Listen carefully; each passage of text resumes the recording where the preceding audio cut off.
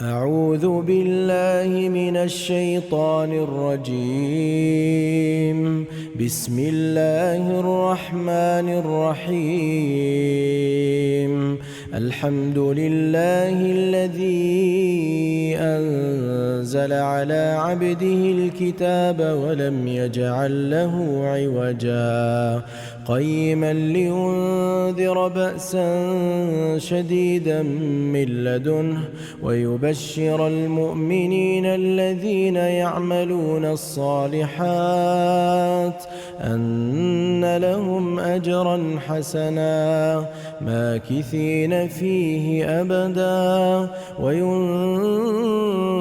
الذين قالوا اتخذ الله ولدا ما لهم به من علم ولا لآبائهم كبرت كلمة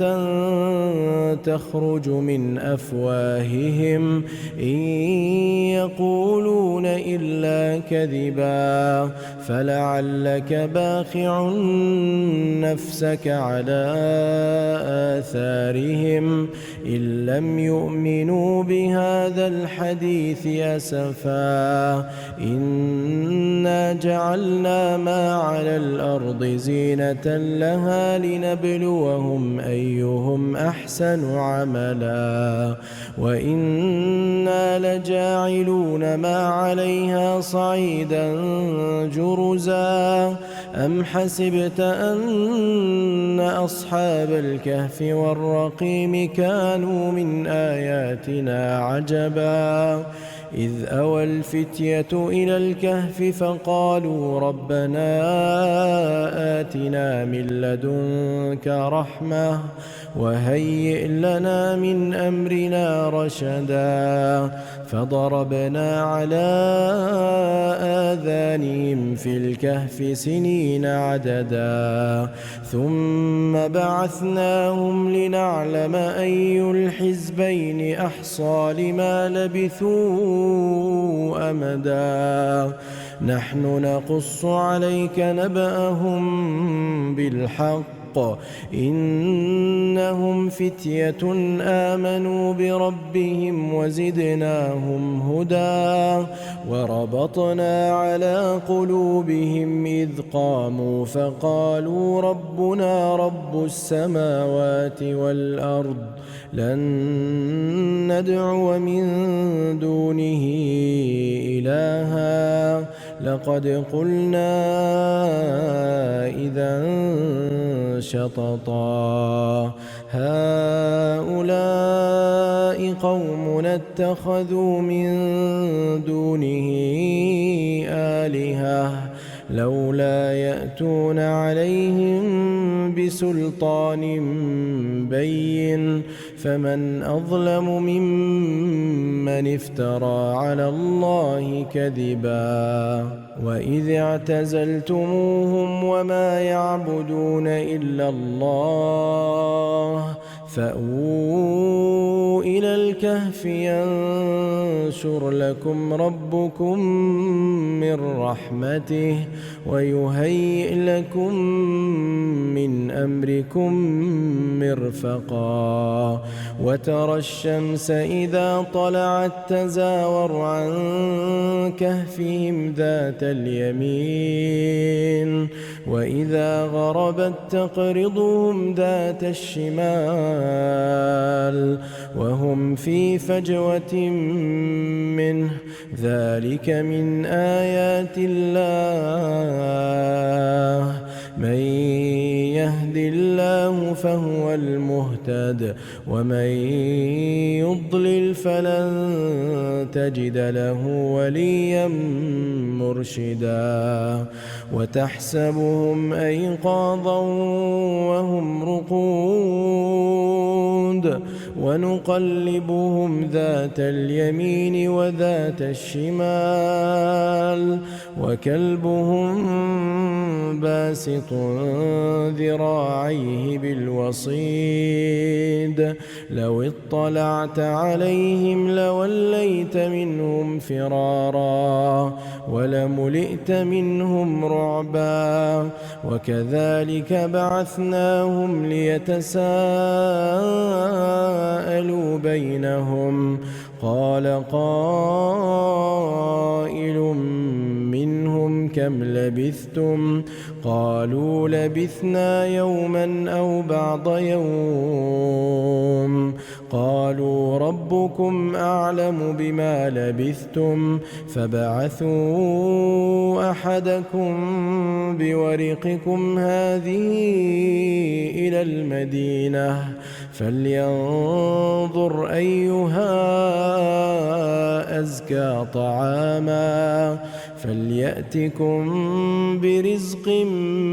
منه وليتلطف ولا يشعرن بكم أحدا إنهم إن يظهروا عليكم يرجموكم أو يعيدوكم في ملتهم ولن تفلحوا إذا أبدا وكذلك عثرنا عليهم ليعلموا أن وعد الله حق وأن الساعة لا ريب فيها إذ يتنازعون بينهم أمرهم فقالوا بنوا عليهم بنيانا ربهم أعلم بهم قال الذين غلبوا على أمرهم لنتخذن عليهم مسجدا سيقولون ثلاثة رابعهم كلبهم ويقولون خمسة سادسهم كلبهم رجما بالغيب ويقولون سبعة وثامنهم كلبهم قل ربي أعلم بعدتهم ما يعلمهم إلا قليل فلا تمار فيهم إلا مراء ظاهرا ولا تستفت فيهم منهم أحدا ولا تقولن لشيء إني فاعل ذلك غدا إلا أن يشاء الله واذكر ربك إذا نسيت وقل عسى أن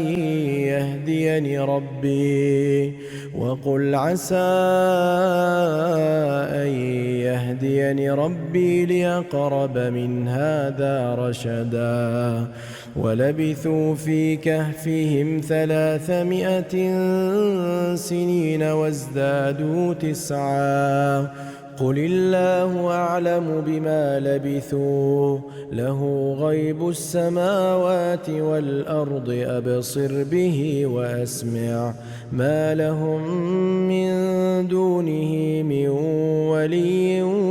ولا يشرك في حكمه أحدا واتل ما أوحي إليك من كتاب ربك لا مبدل لكلماته ولن تجد من دونه ملتحدا واصبر نفسك مع الذين يدعون ربهم بالغداة والعشي يريدون وجهه ولا تعد عيناك عنهم تريد زينة الحياة الدنيا ولا تطع من أغفلنا قلبه عن ذكرنا واتبع هواه وكان أمره فرطا وقل الحق من ربكم فمن شاء فليؤمن ومن شاء فليكفر إنا أعتدنا للظالمين نارا أحاط بهم سرادقها وإن يستغيثوا يغاثوا بماء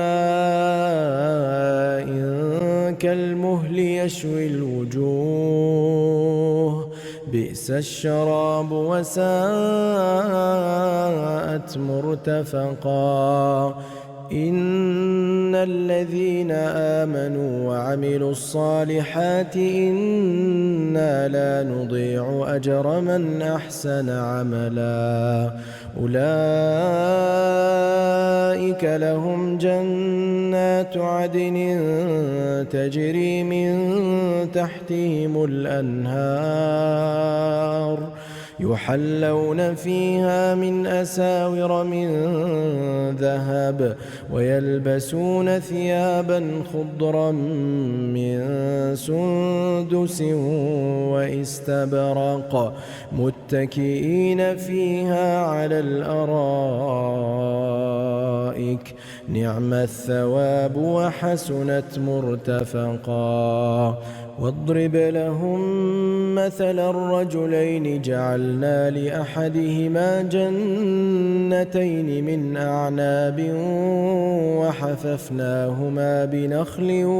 وجعلنا بينهما زرعا كلتا الجنتين آتت أكلها ولم تظلم منه شيئا وفجرنا خلالهما نهرا وكان له ثمر فقال لصاحبه وهو يحاوره أنا أكثر منك مالا وأعز نفرا ودخل جنته وهو ظالم لنفسه قال ما أظن أن تبيد هذه أبدا وما أظن الساعة قائمة ولئن رددت إلى ربي لأجدن خيرا منها منقلبا قال له صاحبه وهو يحاوره أكفرت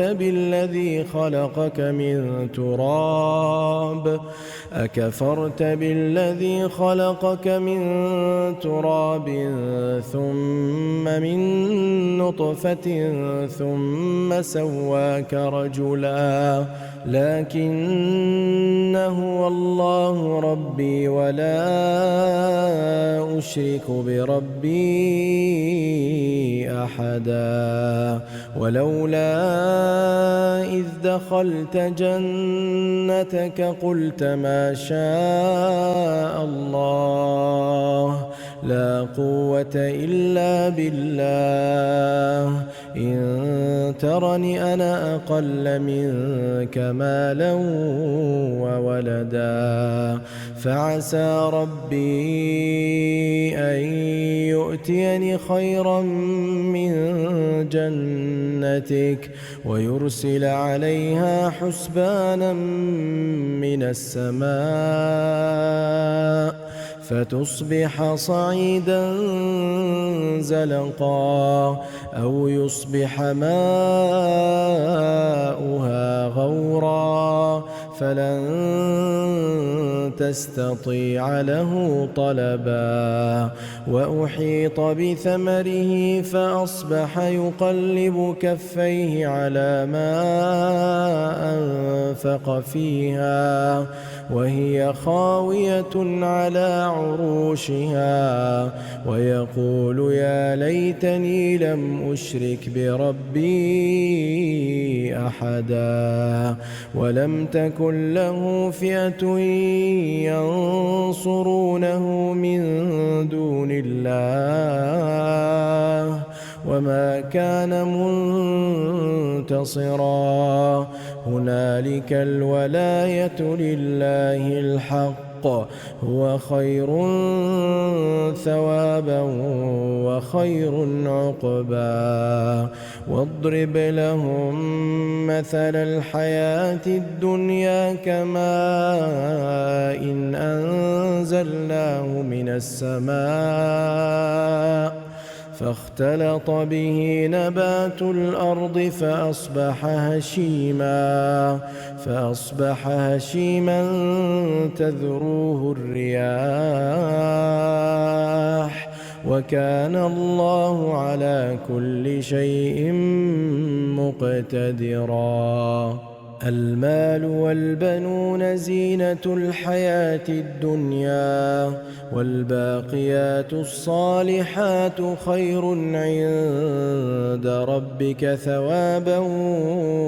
وخير أملا. ويوم نسير الجبال وترى الأرض بارزة وحشرناهم فلم نغادر منهم أحدا وعرضوا على ربك صفا لقد جئتمونا كما خلقناكم أول مرة بل زعمتم أن لن نجعل لكم موعدا. ووضع الكتاب فترى المجرمين مشفقين مما فيه ويقولون يا ويلتنا ما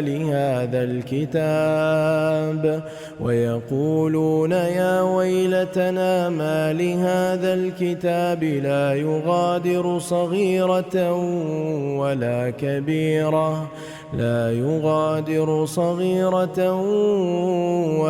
كبيرة إلا أحصاها ووجدوا ما عملوا حاضرا ولا يظلم ربك أحدا. وإذ قلنا للملائكة اسجدوا لآدم فسجدوا إلا إبليس كان من الجن ففسق عن أمر ربه أفتتخذونه وذريته أولياء من دوني وهم لكم عدو بئس للظالمين بدلا. ما أشهدتهم خلق السماوات والأرض ولا خلق أنفسهم وما كنت متخذ المضلين عضدا. ويوم يقول نادوا شركائي الذين زعمتم فدعوهم فلم يستجيبوا لهم وجعلنا بينهم موبقا. ورأى المجرمون النار فظنوا أنهم مواقعوها ولم يجدوا عنها مصرفا. ولقد صرفنا في هذا القرآن للناس من كل مثل وكان الإنسان أكثر شيء جدلا. وما منع الناس أن يؤمنوا إذ جاءهم الهدى ويستغفروا ربهم إلا أن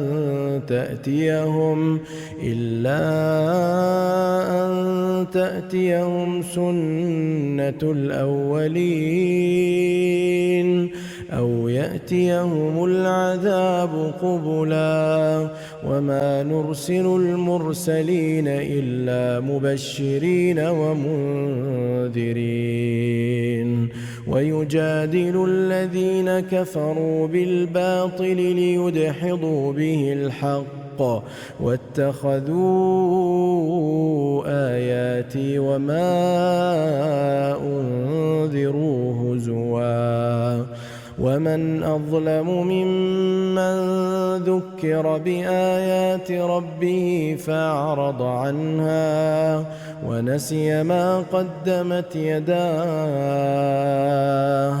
إنا جعلنا على قلوبهم أكنة أن يفقهوه وفي آذانهم وقرا وإن تدعهم إلى الهدى فلن يهتدوا إذا أبدا وربك الغفور ذو الرحمة لو يؤاخذهم بما كسبوا لعجل لهم العذاب بل لهم موعد لن يجدوا من دونه موئلا وتلك القرى أهلكناهم لما ظلموا وجعلنا لمهلكهم موعدا وإذ قال موسى لفتاه لا أبرح حتى أبلغ مجمع البحرين أو أمضي حقبا فلما بلغا مجمع بينهما نسيا حوتهما فاتخذ سبيله في البحر سربا فلما جاوزا قال لفتاه آتنا غداءنا لقد لقينا من سفرنا هذا نصبا قال أرأيت إذ أوينا إلى الصخرة فإني نسيت الحوت وما أنسانيه إلا الشيطان أن أذكره واتخذ سبيله في البحر عجبا قال ذلك ما كنا نبغ فارتدا على آثارهما قصصا فوجدا عبدا من عبادنا آتيناه رحمة من عندنا وعلمناه من لدنا علما قال له موسى هل أتبعك على أن تعلمني مما علمت رشدا قال إنك لن تستطيع معي صبرا وكيف تصبر على ما لم تحط به خبرا قال ستجدني إن شاء الله صابرا ولا أعصي لك أمرا قال فإن اتبعتني فلا تسألني عن شيء حتى أحدث لك منه ذكرا فانطلقا حتى إذا ركبا في السفينة خرقها قال أخرقتها لتغرق أهلها لقد جئت شيئا إمرا قال ألم أقل إنك لن تستطيع معي صبرا قال لا تؤاخذني بما نسيت ولا ترهقني من أمري عسرا فانطلقا حتى إذا لقيا غلاما فقتله قال أقتلت نفسا زكية بغير نفس لقد جئت شيئا نكرا قال ألم أقل لك إنك لن تستطيع معي صبرا قال إن سألتك عن شيء بعدها فلا تصاحبني قد بلغت من لدني عذرا فانطلقا حتى إذا أتيا قرية استطعما أهلها فأبوا أن يضيفوهما فوجدا فيها جدارا يريد أن ينقض فأقامه قال لو شئت لاتخذت عليه أجرا قال هذا فراق بيني وبينك سأنبئك بتأويل ما لم تستطع عليه صبرا أما السفينة فكانت لمساكين يعملون في البحر فأردت أن أعيبها وكان وراءهم ملك يأخذ كل سفينة غصبا وأما الغلام فكان أبواه مؤمنين فخشينا أن يرهقهما طغيانا وكفرا فأردنا أن يبدلهما ربهما خيرا منه زكاة وأقرب رحما وأما الجدار فكان لغلامين يتيمين في المدينة وكان تحته كنز لهما وكان أبوهما صالحا فأراد ربك أن يبلغا أشدهما ويستخرجا كنزهما رحمة من ربك وما فعلته عن أمري ذلك تأويل ما لم تسطع عليه صبرا ويسألونك عن ذي القرنين قل سأتلو عليكم منه ذكرا إنا مكنا له في الأرض وآتيناه من كل شيء سببا فأتبع سببا حتى إذا بلغ مغرب الشمس وجدها تغرب في عين حمية ووجد عندها قوما قلنا يا ذا القرنين إما أن تعذب وإما أن تتخذ فيهم حسنا قال أما من ظلم فسوف نعذبه ثم يرد إلى ربه فيعذبه عذابا نكرا وأما من آمن وعمل صالحا فله جزاء الحسنى وسنقول له من أمرنا يسرا ثم أتبع سببا حتى إذا بلغ مطلع الشمس وجدها تطلع على قوم لم نجعل لهم من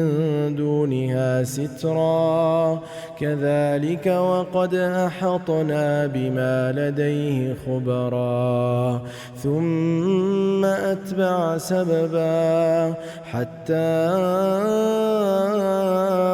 إذا بلغ بين السدين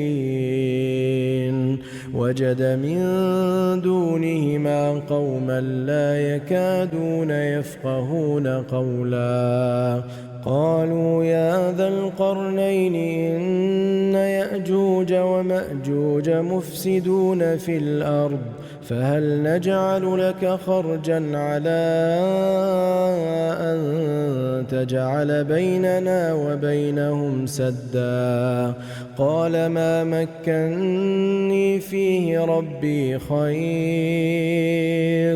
فاعينوني بقوة أجعل بينكم وبينهم ردما آتوني زبر الحديد حتى إذا ساوى بين الصدفين قال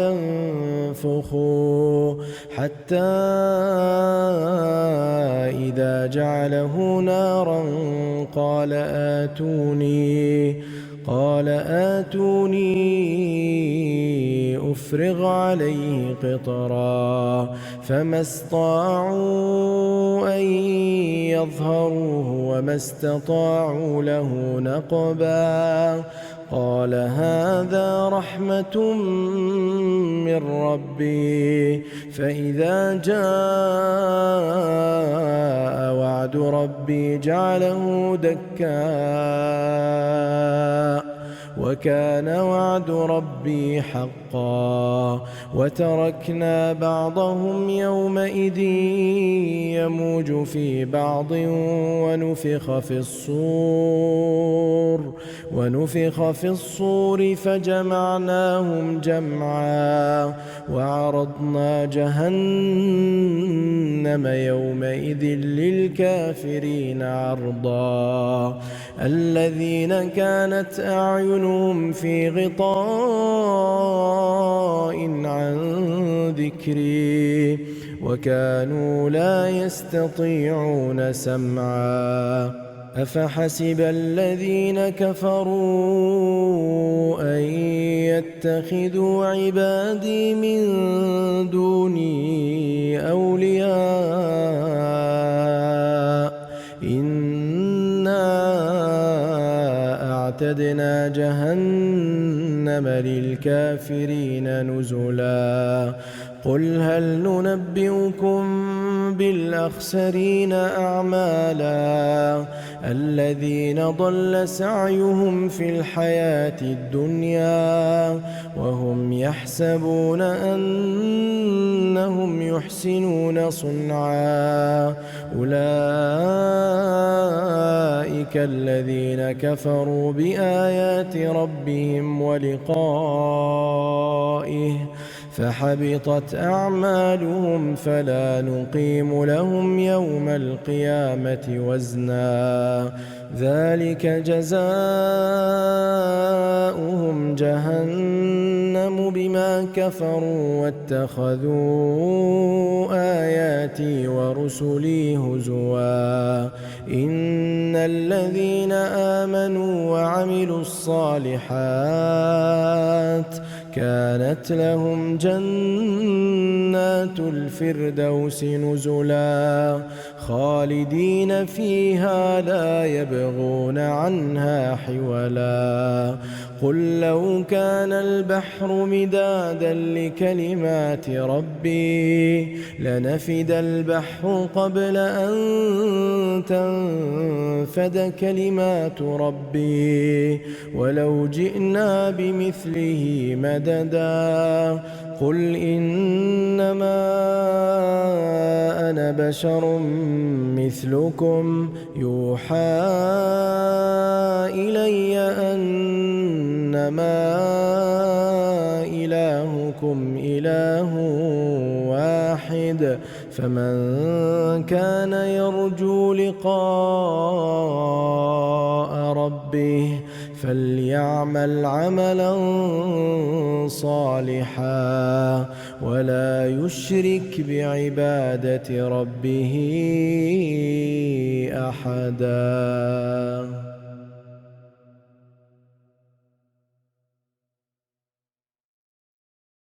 أعوذ بالله من الشيطان الرجيم. بسم الله الرحمن الرحيم. الحمد لله الذي أنزل على عبده الكتاب ولم يجعل له عوجا قيما لينذر بأسا شديدا من لدنه ويبشر المؤمنين الذين يعملون الصالحات أن لهم أجرا حسنا ماكثين فيه أبدا وينذر الذين قالوا اتخذ الله ولدا ما لهم به من علم ولا لآبائهم كبرت كلمة تخرج من أفواههم إن يقولون إلا كذبا فلعلك باخع نفسك على آثارهم إن لم يؤمنوا بهذا الحديث أسفا إنا جعلنا ما على الأرض زينة لها لنبلوهم أيهم أحسن عملا وإنا لجاعلون ما عليها صعيدا جرزا أم حسبت أن أصحاب الكهف والرقيم كانوا من آياتنا عجبا إذ أوى الفتية إلى الكهف فقالوا ربنا آتنا من لدنك رحمة وهيئ لنا من أمرنا رشدا فضربنا على آذانهم في الكهف سنين عددا ثم بعثناهم لنعلم أي الحزبين أحصى لما لبثوا أمدا نحن نقص عليك نبأهم بالحق إنهم فتية آمنوا بربهم وزدناهم هدى وربطنا على قلوبهم إذ قاموا فقالوا ربنا رب السماوات والأرض لن ندعو من دونه إلها لقد قلنا إذا شططا هؤلاء قومنا اتخذوا من دونه آلهة لولا يأتون عليهم بسلطان بين فمن أظلم ممن افترى على الله كذبا وإذ اعتزلتموهم وما يعبدون إلا الله فأووا إلى الكهف ينشر لكم ربكم من رحمته ويهيئ لكم من أمركم مرفقا وترى الشمس إذا طلعت تزاور عن كهفهم ذات اليمين وإذا غربت تقرضهم ذات الشمال وهم في فجوة منه ذلك من آيات الله من يهد الله فهو المهتد ومن يضلل فلن تجد له وليا مرشدا وتحسبهم أيقاظا وهم رقود ونقلبهم ذات اليمين وذات الشمال وكلبهم باسط ذراعيه بالوصيد لو اطلعت عليهم لوليت منهم فرارا ولملئت منهم رعبا وكذلك بعثناهم ليتساءلوا بينهم قال قائل منهم كم لبثتم قالوا لبثنا يوما أو بعض يوم قالوا ربكم أعلم بما لبثتم فابعثوا أحدكم بورقكم هذه إلى المدينة فلينظر أيها أزكى طعاما فليأتكم برزق منه وليتلطف ولا يشعرن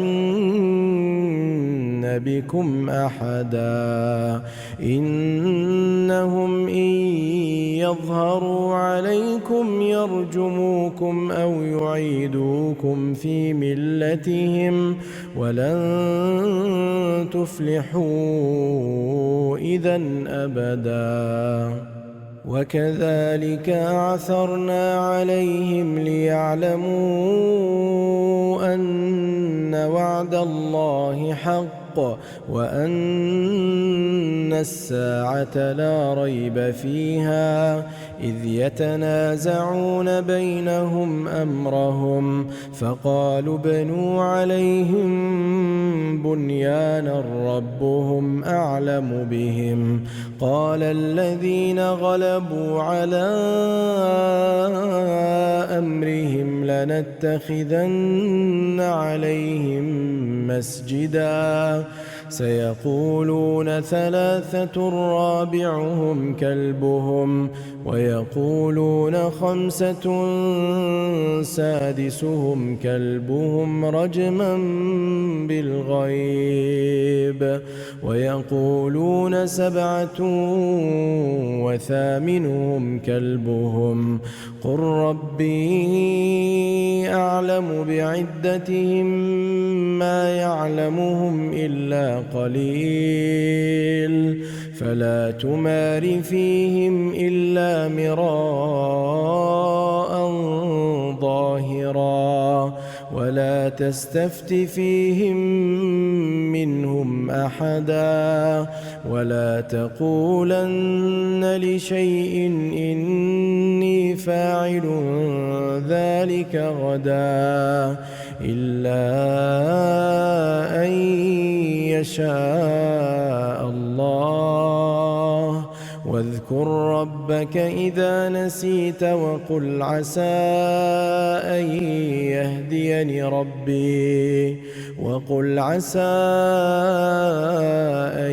يهديني ربي لأقرب من هذا رشدا ولبثوا في كهفهم 300 سنين وازدادوا 9 قل الله أعلم بما لبثوا له غيب السماوات والأرض أبصر به وأسمع ما لهم من دونه من ولي ولا يشرك في حكمه أحدا واتل ما أوحي إليك من كتاب ربك لا مبدل لكلماته ولن تجد من دونه ملتحدا واصبر نفسك مع الذين يدعون ربهم بالغداة والعشي يريدون وجهه ولا تعد عيناك عنهم تريد زينة الحياة الدنيا ولا تطع من أغفلنا قلبه عن ذكرنا واتبع هواه وكان أمره فرطا وقل الحق من ربكم فمن شاء فليؤمن ومن شاء فليكفر إنا أعتدنا للظالمين نارا أحاط بهم سرادقها وإن يستغيثوا يغاثوا بماء كالمهل يشوي الوجوه بئس الشراب وساءت مرتفقا إن الذين آمنوا وعملوا الصالحات إنا لا نضيع أجر من أحسن عملا أولئك لهم جنات عدن تجري من تحتهم الأنهار يحلون فيها من أساور من ذهب ويلبسون ثيابا خضرا من سندس واستبرق متكئين فيها على الأرائك نعم الثواب وحسنت مرتفقا واضرب لهم مثل الرجلين جعلنا لأحدهما جنتين من أعناب وحففناهما بنخل وجعلنا بينهما زرعا كلتا الجنتين آتت أكلها ولم تظلم منه شيئا وفجرنا خلالهما نهرا وكان له ثمر فقال لصاحبه وهو يحاوره أنا أكثر منك مالا وأعز نفرا ودخل جنته وهو ظالم لنفسه قال ما أظن أن تبيد هذه أبدا وما أظن الساعة قائمة ولئن رددت إلى ربي لأجدن خيرا منها منقلبا قال له صاحبه وهو يحاوره أكفرت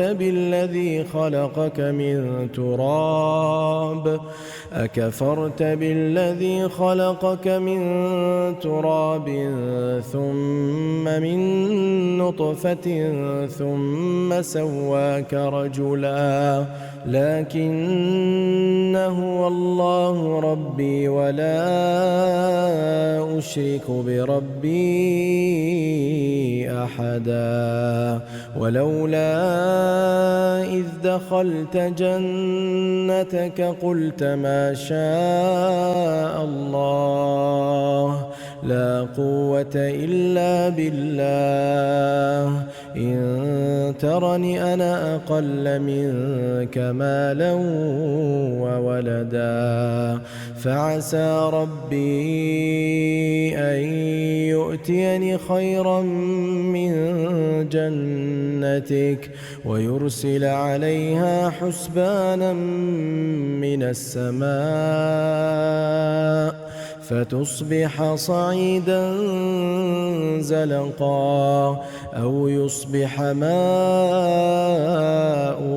غورا فلن تستطيع له طلبا وأحيط بثمره فأصبح يقلب كفيه على ما أنفق فيها وهي خاوية على عروشها ويقول يا ليتني لم أشرك بربي أحدا ولم تكن له فئة ينصرونه من دون الله وما كان منتصرا هنالك الولاية لله الحق هو خير ثوابا وخير عقبا واضرب لهم مثل الحياة الدنيا كماء إن أنزلناه من السماء فاختلط به نبات الأرض فأصبح هشيما تذروه الرياح وكان الله على كل شيء مقتدرا. المال والبنون زينة الحياة الدنيا، والباقيات الصالحات خير عند ربك ثوابا وخير أملا. ويوم نسير الجبال وترى الأرض بارزة وحشرناهم فلم نغادر منهم أحدا. وعرضوا على ربك صفا لقد جئتمونا كما خلقناكم أول مرة بل زعمتم أن لن نجعل لكم موعدا. ووضع الكتاب فترى المجرمين مشفقين مما فيه ويقولون يا ويلتنا ما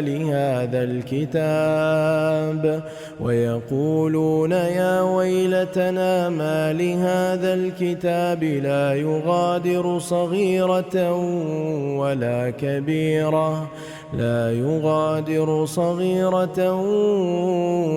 كبيرة إلا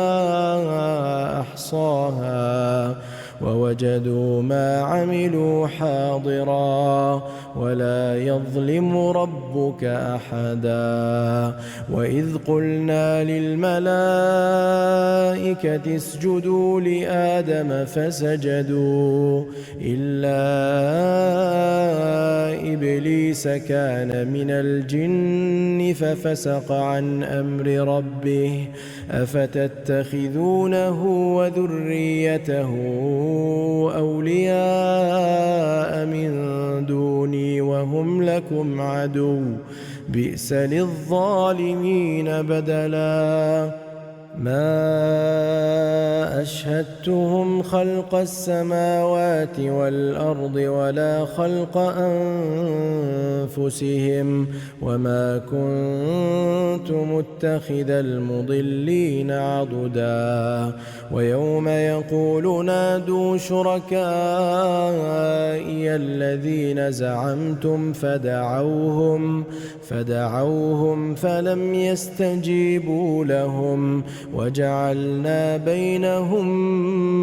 موبقا. ورأى المجرمون النار فظنوا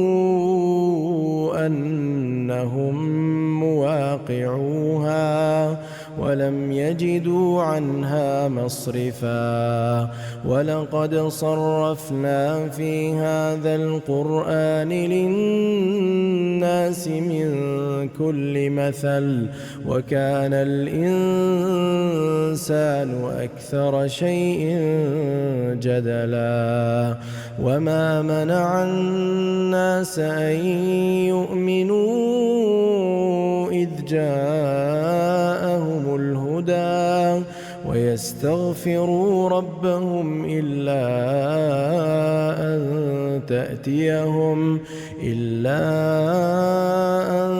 تأتيهم سنة الأولين أو يأتيهم العذاب قبلا. وما نرسل المرسلين إلا مبشرين ومنذرين. ويجادل الذين كفروا بالباطل ليدحضوا به الحق واتخذوا آياتي وما أنذروا هزوا. ومن أظلم ممن ذكر بآيات ربه فأعرض عنها ونسي ما قدمت يداه إنا إنا جعلنا على قلوبهم أكنة أن يفقهوه وفي آذانهم وقرا وإن تدعهم إلى الهدى فلن يهتدوا إذن أبدا وربك الغفور ذو الرحمة لو يؤاخذهم بما كسبوا لعجل لهم العذاب بل لهم موعد لن يجدوا من دونه موئلا وتلك القرى أهلكناهم لما ظلموا وجعلنا لمهلكهم موعدا وإذ قال موسى لفتاه لا أبرح حتى أبلغ مجمع البحرين أو أمضي حقبا فلما بلغا مجمع بينهما نسيا حوتهما فاتخذ سبيله في البحر سربا فلما جاوزا قال لفتاه آتنا غداءنا لقد لقينا من سفرنا هذا نصبا قال أرأيت إذ أوينا إلى الصخرة فإني نسيت الحوت وما أنسانيه إلا الشيطان أن أذكره واتخذ سبيله في البحر عجبا قال ذلك ما كنا نبغ فارتدا على آثارهما قصصا فوجدا عبدا من عبادنا آتيناه رحمة من عندنا وعلمناه من لدنا علما قال له موسى هل أتبعك على أن تعلمني مما علمت رشدا قال إنك لن تستطيع معي صبرا وكيف تصبر على ما لم تحط به خبرا قال ستجدني إن شاء الله صابرا ولا أعصي لك أمرا قال فإن اتبعتني فلا تسألني عن شيء حتى أحدث لك منه ذكرا فانطلقا حتى إذا ركبا في السفينة خرقها قال أخرقتها لتغرق أهلها لقد جئت شيئا إمرا قال ألم أقل إنك لن تستطيع معي صبرا قال لا تؤاخذني بما نسيت ولا ترهقني من أمري عسرا فانطلقا حتى إذا لقيا غلاما فقتله قال أقتلت نفسا زكية بغير نفس لقد جئت شيئا نكرا قال ألم أقل لك إنك لن تستطيع معي صبرا قال إن سألتك عن شيء بعدها فلا تصاحبني قد بلغت من لدني عذرا فانطلقا حتى إذا أتيا أهل قرية استطعما أهلها فأبوا أن يضيفوهما فوجدا فيها جدارا يريد أن ينقض فأقامه قال لو شئت لاتخذت عليه أجرا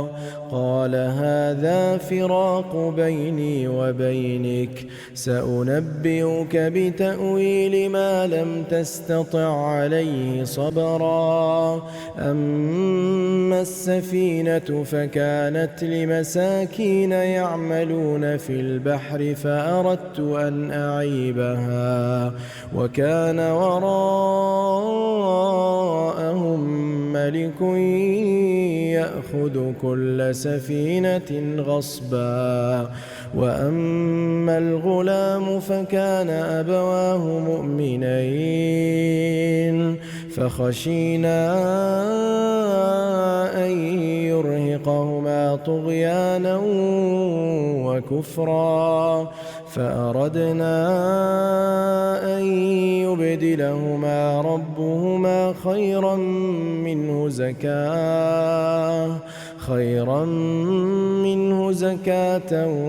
وأقرب رحما وأما الجدار فكان لغلامين يتيمين في المدينة وكان تحته كنز لهما وكان أبوهما صالحا فأراد ربك أن يبلغا أشدهما ويستخرجا كنزهما رحمة من ربك وما فعلته عن أمري ذلك تأويل ما لم تسطع عليه صبرا ويسألونك عن ذي القرنين قل سأتلو عليكم منه ذكرا إنا مكنا له في الأرض وآتيناه من كل شيء سببا فأتبع سببا حتى إذا بلغ مغرب الشمس وجدها تغرب في عين حمئة ووجد عندها قوما قلنا يا ذا القرنين إما أن تعذب وإما أن تتخذ فيهم حسنا قال أما من ظلم فسوف نعذبه ثم يرد إلى ربه فيعذبه عذابا نكرا وأما من آمن وعمل صالحا فله جزاء الحسنى وسنقول له من أمرنا يسرا ثم أتبع سببا حتى إذا بلغ مطلع الشمس وجدها تطلع على قوم لم نجعل لهم من دونها سترا كذلك وقد أحطنا بما لديه خبرا ثم أتبع سببا حتى إذا بلغ بين السدين وجد من دونهما قوما لا يكادون يفقهون قولا قالوا يا ذا القرنين إن يأجوج ومأجوج مفسدون في الأرض فهل نجعل لك خرجا على أن تجعل بيننا وبينهم سدا قال ما مكني فيه ربي خير فاعينوني بقوة قوة أجعل بينكم وبينهم ردما آتوني زبر الحديد حتى إذا ساوى بين الصدفين قال انفخوا حتى إذا جعله نارا قال آتوني أفرغ عليه قطرا فما استطاعوا أن يظهروه وما استطاعوا له نقبا قال هذا رحمة من ربي فإذا جاء وعد ربي جعله دكا وكان وعد ربي حقا وتركنا بعضهم يومئذ يموج في بعض ونفخ في الصور فجمعناهم جمعا وعرضنا جهنم يومئذ للكافرين عرضا الذين كانت أعينهم في غطاء عن ذكري وكانوا لا يستطيعون سمعا أفحسب الذين كفروا أن يتخذوا عبادي من دوني أولياء إنا أعتدنا جهنم للكافرين نزلا قل هل ننبئكم بالأخسرين أعمالا الذين ضل سعيهم في الحياة الدنيا وهم يحسبون أنهم يحسنون صنعا أولئك الذين كفروا بآيات ربهم ولقائه فحبطت أعمالهم فلا نقيم لهم يوم القيامة وزنا ذلك جزاؤهم جهنم بما كفروا واتخذوا آياتي ورسلي هزوا إن الذين آمنوا وعملوا الصالحات كانت لهم جنات الفردوس نزلا خالدين فيها لا يبغون عنها حولا قل لو كان البحر مدادا لكلمات ربي لنفد البحر قبل أن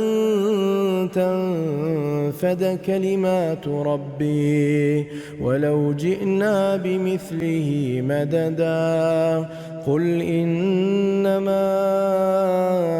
أنا بشر مثلكم يوحى إلي أنما إلهكم إله واحد فمن كان يرجو لقاء ربه فليعمل عملا صالحا ولا يشرك بعبادة ربه أحدا.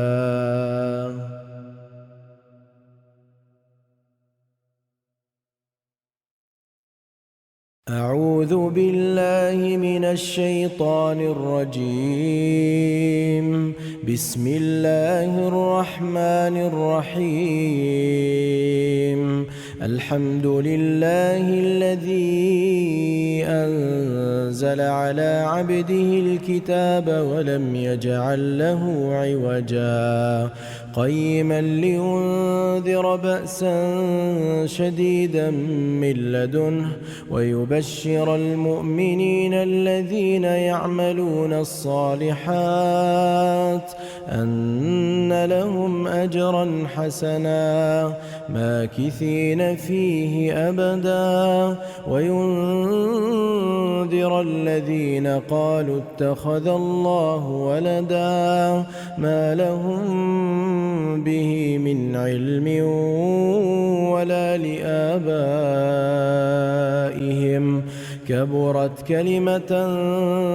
تخرج من أفواههم إن يقولون إلا كذبا فلعلك باخع نفسك على آثارهم إن لم يؤمنوا بهذا الحديث أسفا إنا جعلنا ما على الأرض زينة لها لنبلوهم أيهم أحسن عملا وإنا لجاعلون ما عليها صعيدا جرزا أم حسبت أن أصحاب الكهف والرقيم كانوا من آياتنا عجبا إذ أوى الفتية إلى الكهف فقالوا ربنا آتنا من لدنك رحمة وهيئ لنا من أمرنا رشدا فضربنا على آذانهم في الكهف سنين عددا ثم بعثناهم لنعلم أي الحزبين أحصى لما لبثوا أمدا نحن نقص عليك نبأهم بالحق إنهم فتية آمنوا بربهم وزدناهم هدى وربطنا على قلوبهم إذ قاموا فقالوا ربنا رب السماوات والأرض لن ندعو من دونه إلها لقد قلنا إذا شططا هؤلاء قومنا اتخذوا من دونه آلهة لولا يأتون عليهم بسلطان بين فمن أظلم ممن افترى على الله كذبا وإذ اعتزلتموهم وما يعبدون إلا الله فأووا إلى الكهف ينشر لكم ربكم من رحمته ويهيئ لكم من أمركم مرفقا وترى الشمس إذا طلعت تزاور عن كهفهم ذات اليمين وإذا غربت تقرضهم ذات الشمال وهم في فجوة منه ذلك من آيات الله من يهد الله فهو المهتد ومن يضلل فلن تجد له وليا مرشدا وتحسبهم أيقاظا وهم رقود ونقلبهم ذات اليمين وذات الشمال وكلبهم باسط ذراعيه بالوصيد لو اطلعت عليهم لوليت منهم فرارا ولملئت منهم رعبا وكذلك بعثناهم ليتساءلوا بينهم قال قائل منهم كم لبثتم؟ قالوا لبثنا يوما أو بعض يوم. قالوا ربكم أعلم بما لبثتم فابعثوا أحدكم بورقكم هذه إلى المدينة فلينظر أيها أزكى طعاما فليأتكم برزق منه وليتلطف ولا يشعرن بكم أحدا إنهم إن يظهروا عليكم يرجموكم أو يعيدوكم في ملتهم ولن تفلحوا إذن أبدا. وكذلك عثرنا عليهم ليعلموا أن وعد الله حق وأن الساعة لا ريب فيها إذ يتنازعون بينهم أمرهم فقالوا ابنوا عليهم بنيانا ربهم أعلم بهم قال الذين غلبوا على أمرهم لنتخذن عليهم مسجدا سيقولون ثلاثة رابعهم كلبهم ويقولون خمسة سادسهم كلبهم رجما بالغيب ويقولون سبعة وثامنهم كلبهم قل ربي أعلم بعدتهم ما يعلمهم إلا قليل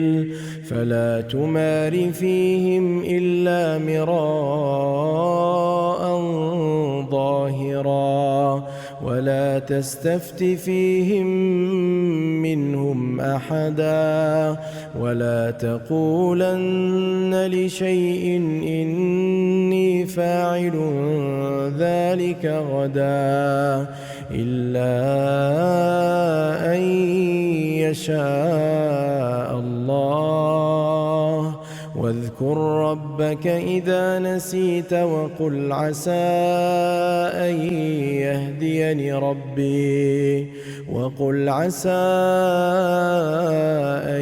يهديني ربي لأقرب من هذا رشدا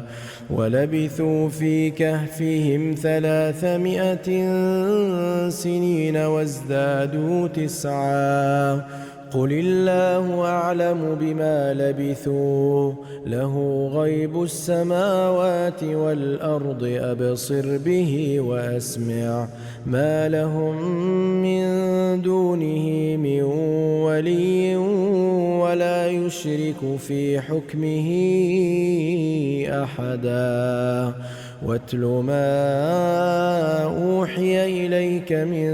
كتاب ربك لا مبدل لكلماته ولن تجد من دونه ملتحدا واصبر نفسك مع الذين يدعون ربهم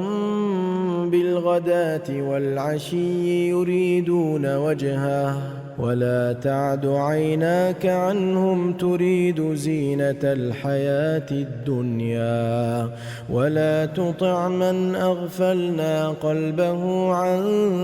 ذكرنا واتبع هواه وكان أمره فرطا وقل الحق من ربكم فمن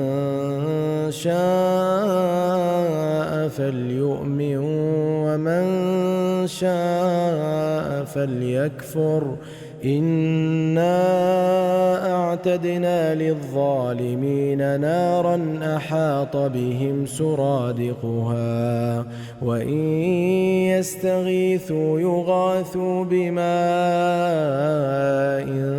كالمهل يشوي الوجوه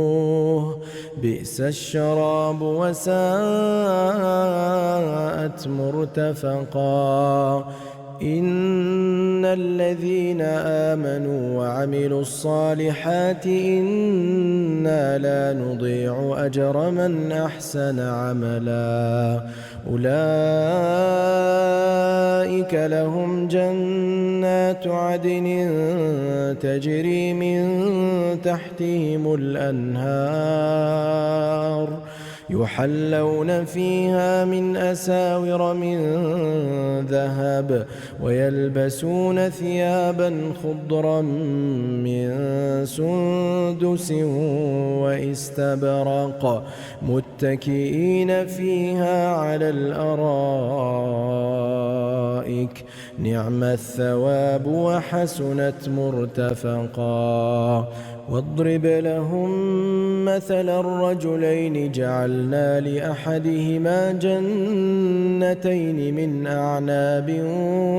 وحففناهما بنخل وجعلنا بينهما زرعا كلتا الجنتين آتت أكلها ولم تظلم منه شيئا وفجرنا خلالهما نهرا وكان له ثمر فقال لصاحبه وهو يحاوره أنا أكثر منك مالا وأعز نفرا ودخل جنته وهو ظالم لنفسه قال ما أظن أن تبيد هذه أبدا وما أظن الساعة قائمة ولئن رددت إلى ربي لأجدن خيرا منها منقلبا قال له صاحبه وهو يحاوره أكفرت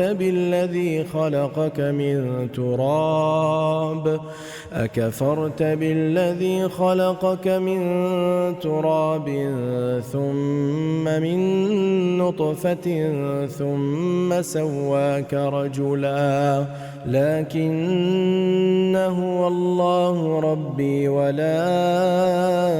أشرك بربي أحدا ولولا إذ دخلت جنتك قلت ما شاء الله لا قوة إلا بالله إن ترني أنا أقل منك مالا وولدا فعسى ربي أن يؤتيني خيرا من جنتك ويرسل عليها حسبانا من السماء فتصبح صعيدا زلقا أو يصبح ماؤها غورا فلن تستطيع له طلبا وأحيط بثمره فأصبح يقلب كفيه على ما أنفق فيها وهي خاوية على عروشها ويقول يا ليتني لم أشرك بربي أحدا ولم تكن له فئة ينصرونه من دون الله وما كان منتصرا هنالك الولاية لله الحق هو خير ثوابا وخير عقبا واضرب لهم مثل الحياة الدنيا كماء إن أنزلناه من السماء فاختلط به نبات الأرض فأصبح هشيما تذروه الرياح وكان الله على كل شيء مقتدرا. المال والبنون زينة الحياة الدنيا، والباقيات الصالحات خير عند ربك ثوابا وخير أملا. ويوم نسير الجبال وترى الأرض بارزة وحشرناهم فلم نغادر منهم أحدا. وعرضوا على ربك صفا لقد جئتمونا كما خلقناكم أول مرة بل زعمتم أن لن نجعل لكم موعدا. ووضع الكتاب فترى المجرمين مشفقين مما فيه ويقولون يا ويلتنا ما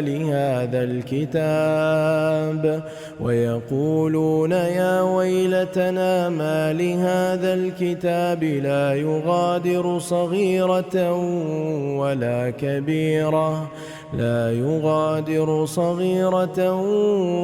ولا كبيرة إلا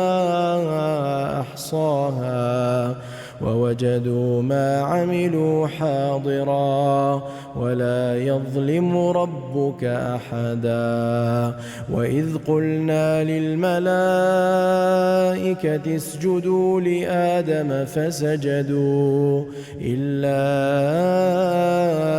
إبليس كان من الجن ففسق عن أمر ربه أفتتخذونه وذريته أولياء من دوني وهم لكم عدو بئس للظالمين بدلا. ما أشهدتهم خلق السماوات والأرض ولا خلق أنفسهم وما كنت متخذ المضلين عضدا. ويوم يقول نادوا شركائي الذين زعمتم فدعوهم فلم يستجيبوا لهم وجعلنا بينهم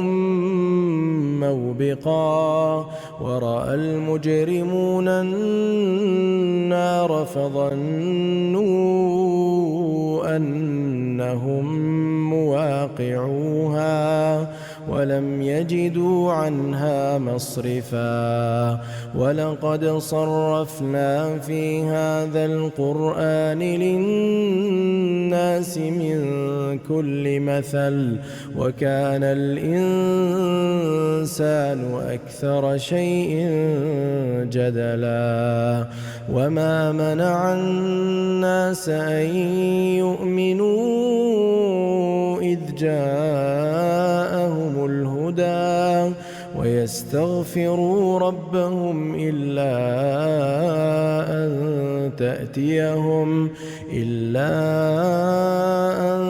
تأتيهم سنة الأولين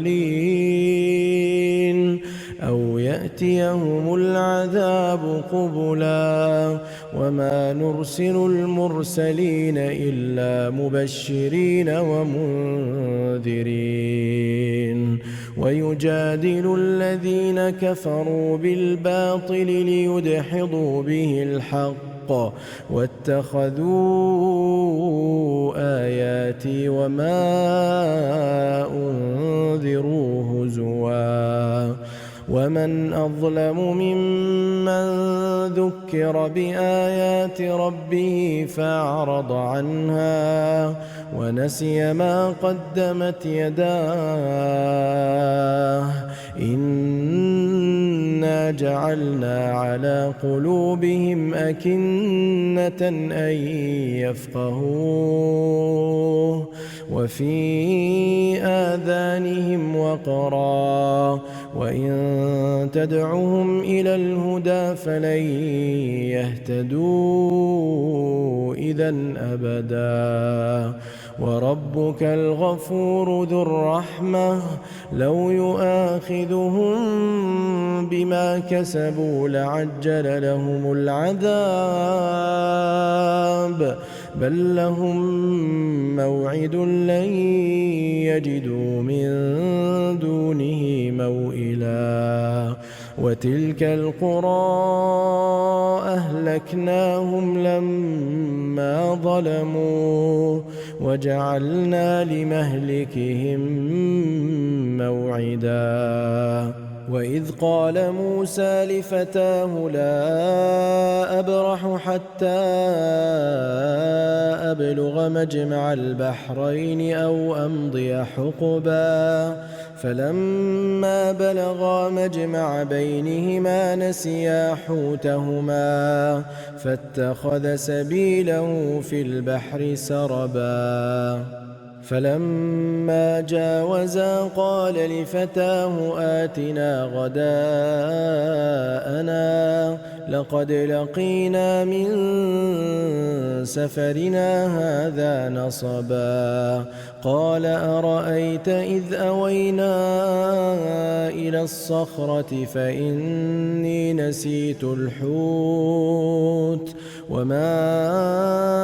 أنسانيه إلا الشيطان أن أذكره واتخذ سبيله في البحر عجبا قال ذلك ما كنا نبغ فارتدا على آثارهما قصصا فوجدا عبدا من عبادنا آتيناه رحمة من عندنا وعلمناه من لدنا علما قال له موسى هل أتبعك على أن تعلمني مما علمت رشدا قال إنك لن تستطيع معي صبرا وكيف تصبر على ما لم تحط به خبرا قال ستجدني إن شاء الله صابرا ولا أعصي لك أمرا قال فإن اتبعتني فلا تسألني عن شيء حتى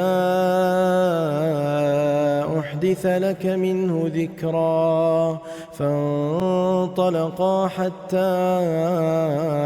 إذا ركبا في السفينة خرقها قال أخرقتها لتغرق أهلها لقد جئت شيئا إمرا قال ألم أقل إنك لن تستطيع معي صبرا قال لا تؤاخذني بما نسيت ولا ترهقني من أمري عسرا فانطلقا حتى إذا لقيا غلاما فقتله قال أقتلت نفسا زكية بغير نفس لقد جئت شيئا نكرا قال ألم أقل لك إنك لن تستطيع معي صبرا قال إن سألتك عن شيء بعدها فلا تصاحبني قد بلغت من لدني عذرا فانطلقا حتى إذا أتيا أهل قرية استطعما أهلها فأبوا أن يضيفوهما فوجدا فيها جدارا يريد أن ينقض فأقامه قال لو شئت لاتخذت عليه أجرا قال هذا فراق بيني وبينك سأنبئك بتأويل ما لم تستطع عليه صبرا أما السفينة فكانت لمساكين يعملون في البحر فأردت أن أعيبها وكان وراءهم ملك يأخذ كل سفينة غصبا وأما الغلام فكان أبواه مؤمنين فخشينا أن يرهقهما طغيانا وكفرا فأردنا أن يبدلهما ربهما خيرا منه زكاة وأقرب رحما وأما الجدار فكان لغلامين يتيمين في المدينة وكان تحته كنز لهما وكان أبوهما صالحا فأراد ربك أن يبلغا أشدهما ويستخرجا كنزهما رحمة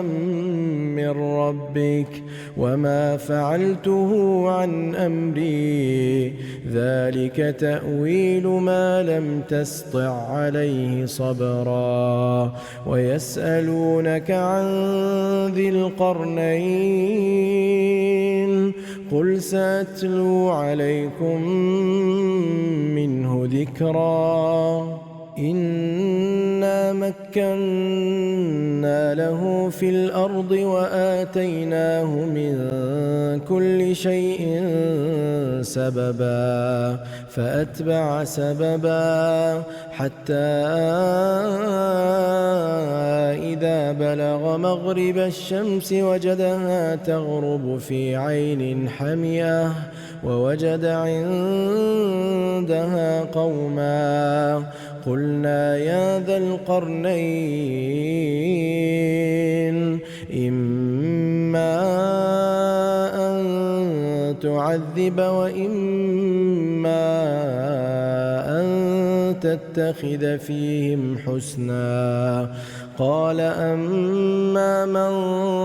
ظلم فسوف نعذبه ثم يرد إلى ربه فيعذبه عذابا نكرا وأما من آمن وعمل صالحا فله جزاء الحسنى وسنقول له من أمرنا يسرا ثم أتبع سببا حتى إذا بلغ مطلع الشمس وجدها تطلع على قوم لم نجعل لهم من دونها سترا كذلك وقد أحطنا بما لديه خبرا ثم أتبع سببا حتى إذا بلغ بين السدين وجد من دونهما قوما لا يكادون يفقهون قولا قالوا يا ذا القرنين إن يأجوج ومأجوج مفسدون في الأرض فهل نجعل لك خرجا على أن تجعل بيننا وبينهم سدا قال ما مكني فيه ربي خير فاعينوني بقوة أجعل بينكم وبينهم ردما آتوني زبر الحديد حتى إذا ساوى بين الصدفين قال انفخوا حتى إذا جعله نارا قال آتوني أفرغ عليه قطرا فما استطاعوا أن يظهروه وما استطاعوا له نقبا قال هذا رحمة من ربي فإذا جاء وعد ربي جعله دكا وكان وعد ربي حقا وتركنا بعضهم يومئذ يموج في بعض ونفخ في الصور فجمعناهم جمعا وعرضنا جهنم يومئذ للكافرين عرضا الذين كانت أعينهم في غطاء عن ذكري وكانوا لا يستطيعون سمعا أفحسب الذين كفروا أن يتخذوا عبادي من دوني أولياء إنا أعتدنا جهنم للكافرين نزلا قل هل ننبئكم بالأخسرين أعمالا الذين ضل سعيهم في الحياة الدنيا وهم يحسبون أنهم يحسنون صنعا أولئك الذين كفروا بآيات ربهم ولقائه فحبطت أعمالهم فلا نقيم لهم يوم القيامة وزنا ذلك جزاؤهم